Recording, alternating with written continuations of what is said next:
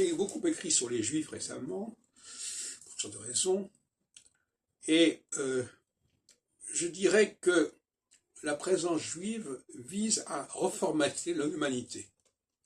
La théologie juive, je préfère maintenant appeler la théologie adamique, vise à, non pas à partir de zéro, mais à restructurer ce qui est déjà existant. Et c'est important de comprendre ce phénomène de quelque chose qui vient après.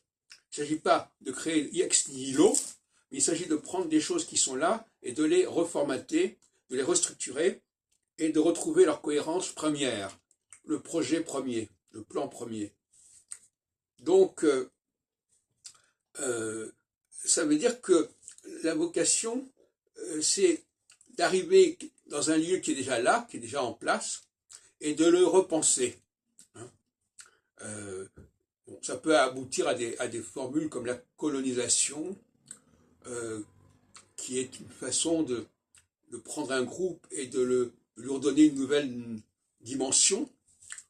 C'était très à la mode au XIXe siècle, mais il y a quelque chose de valable dans cette idée.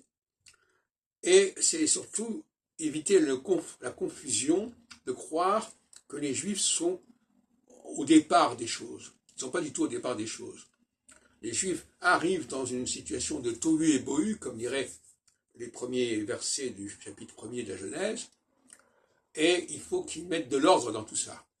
Il s'agit de mettre de l'ordre et non pas d'être à l'origine des choses. Donc le Juif n'est pas, même si on a tendance à dire il y a l'Ancien Testament, le Nouveau Testament, etc.